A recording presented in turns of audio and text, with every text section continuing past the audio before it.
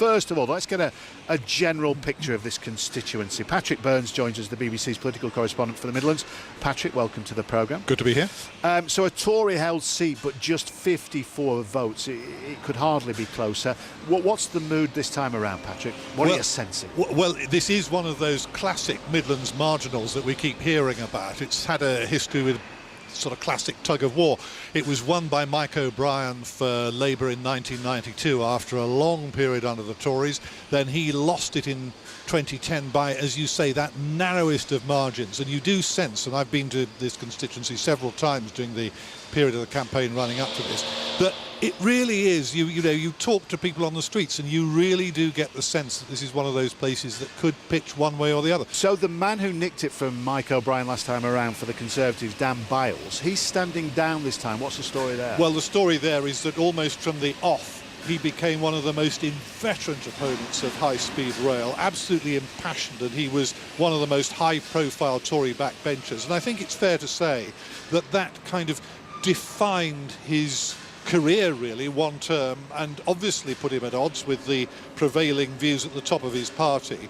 And I think it just became such a position, such an entrenched position. I think that influenced his decision not to carry on with it. So, yeah, a very tight number one target for Labour in England. Absolutely. And amongst the other people standing, a famous political name for UKIP. William Cash, son of Bill.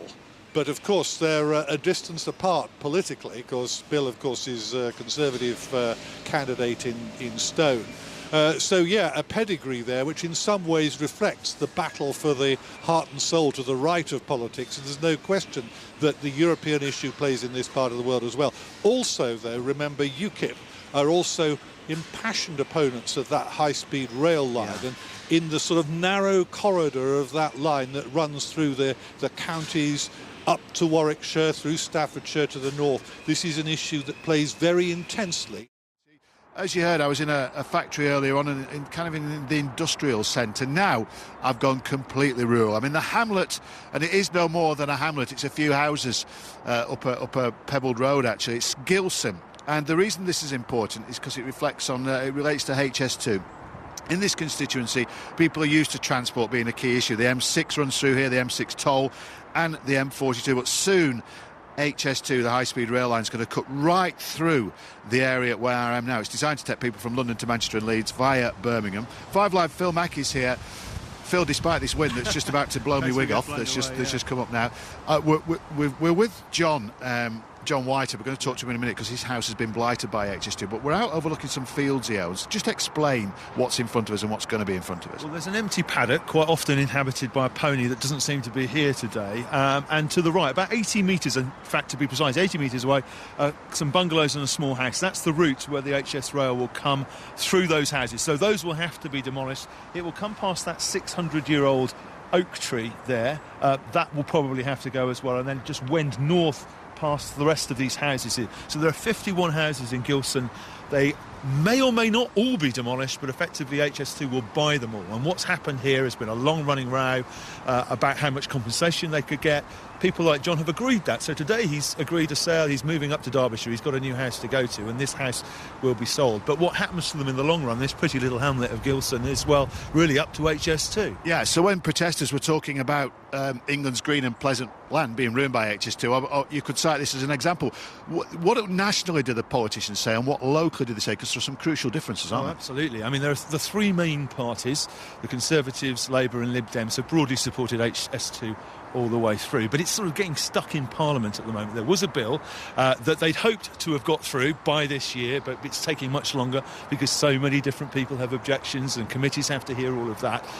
That ultimately probably will have to be decided by the next Parliament sometime next year. And of course, as much as all those parties nationally have had these things set in stone before now, you have a new government, a new coalition, things may change a little bit. Locally, the Conservative MP here, Dan Biles, who's standing down, fought very, very hard for his constituents in this particular part, John Whitehead and other people that you'll talk to make sure they got a decent deal in terms of mitigation and the compensation that they got.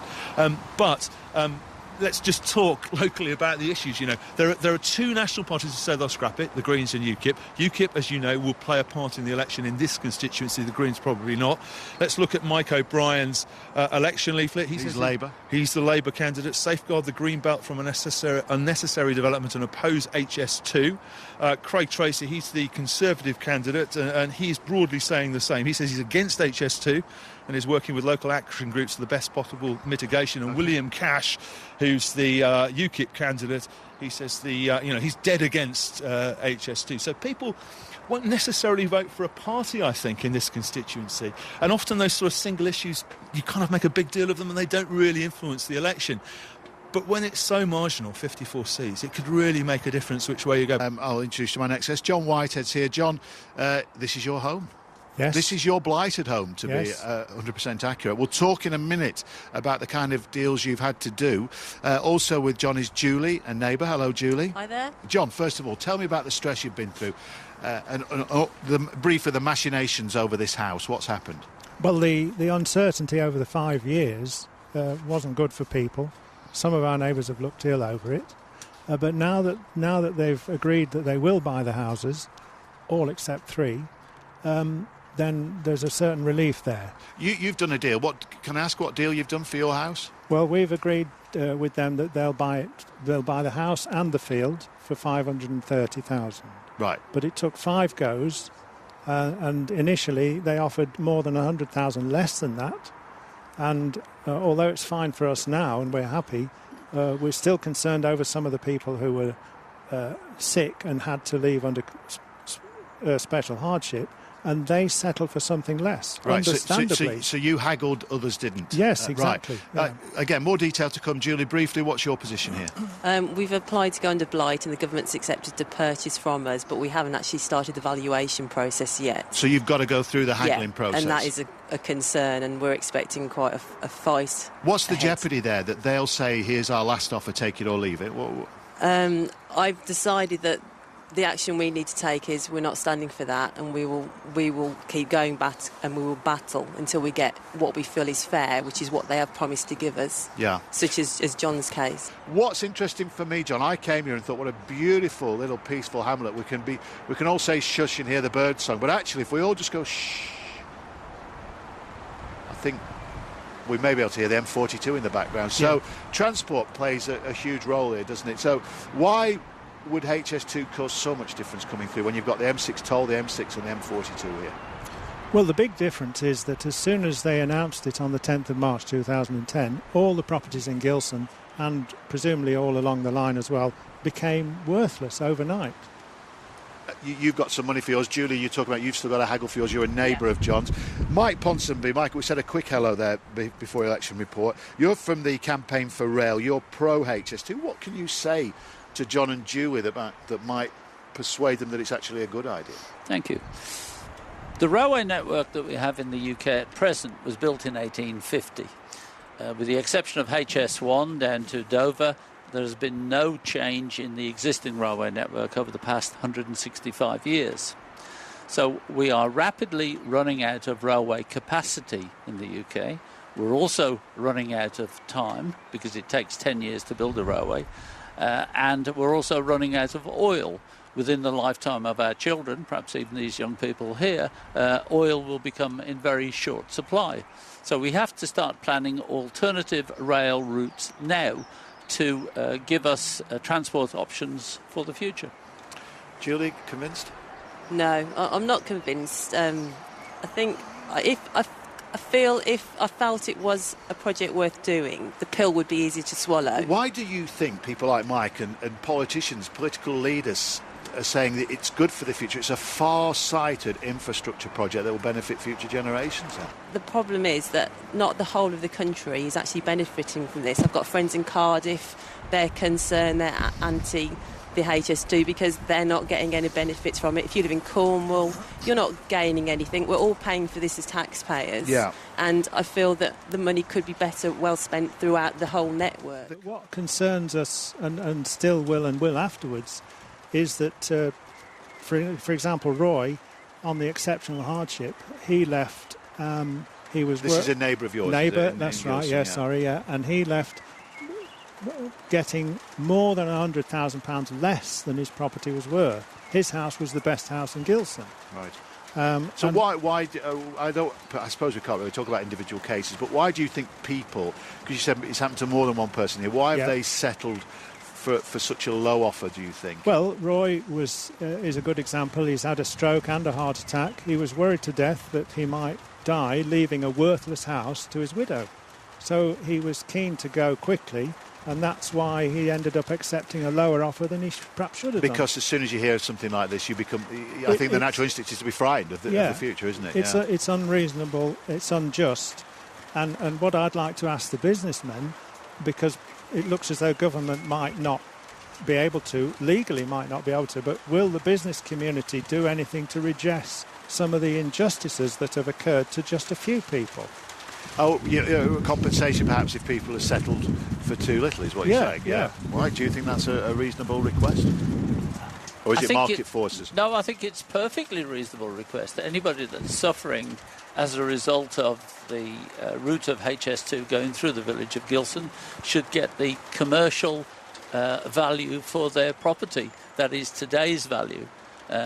And if not, be compensated in addition to that. Alongside you is Rebecca O'Neill from Birmingham University, a doctoral researcher in their Institute of Local Government Studies. Is that right, Rebecca? Yeah, that's right. And your PhD was focused on mega projects like HS2. Yeah. What did you discover? What's your conclusion? The nature of mega projects, there's three separate characteristics. So you've got risk. There's always inherent risk with these projects. They've got a long lifespan. And uncertainty. I'm interested in evidence within these mega projects, and what's interesting is the language and the way that Pro High Speed 2 talk about evidence. They speak about it in a very factual way, but really these cost-benefit analysis, they're only really predictions. They can't determine exactly what is going to happen in 20 years' time. They can't guarantee there will be X amount of passengers. So yeah, well, just on that subject, I was looking at some figures about cost benefits. Yeah. It has been said that it would be worth £2.30 for every £1 invested at HS2, but that's gone down from £2.50 just last August, and also that it would be worth just over 47 per head per business traveller, £47. That's now gone down to £31. Well, and the cost has gone up, hasn't it? Well, it was supposed to be $33 billion. It's now looking like over $50 billion. Is that the kind of evidence you were compiling? Well, in terms of big rail projects, history shows that they generally will run over budget. There's a project that looked at a number of different rail projects, and 44% overrun on budget. And in terms of value of time saved, you said about that's gone down. Yeah. Different countries place different values. Sort of Norway, Sweden, they place a value between 50 and 60%, whereas the UK was at 89%. So it all depends on what value you place on these variables. And if you use different methodologies for your cost-benefit analysis, you're going to get different results. Yeah. So it all comes down to what approach you're taking. Mike from Campaign for Rail, you can't presumably dispute those figures, and there is a big argument over whether ultimately it is going to be cost effective. It's a very good point. The cost benefit analysis produced by Network Rail and DFT have both produced fairly low figures. Big projects like this need a step in the dark. Julie's smiling. Is that in resignation, or what are you thinking? I just find it's just I can't look at it not from an emotional point of view, and the stress and the anxiety that this sort of project brings to a lot of... It's not just Gilson, it's everybody on the route. My parents live in Middleton, they're affected. My brother's Tamworth, he's affected. There's neighbours that have got a daughter up in Manchester, she's affected. Their other two daughters live in Gilson. It affects so many people, and I know there's all this argument for how we're going to benefit. Just on that basis, here's a text that's coming from Rob in Sheffield for you, John and Julie here. It says, I live just south of Sheffield. My house will be demolished to build HS2. I'm happy as I'll get a guaranteed buyer for the house. People need to stop complaining. It's just bricks and land. Take the money and let's get building. Well, I don't mind being collateral damage, if we were treated well throughout, but some people haven't been treated too well. I'll give you just one quick example. The people from the hall at the back. Yeah. When they came to move, the vans were just not quite big enough, and they said, can we leave a bit of our stuff on the lawn and collect it later in the day? No. Now that response from HS2, or the representative HS2, is unreasonable. And those bits of unreasonable have created a certain amount of bad feeling.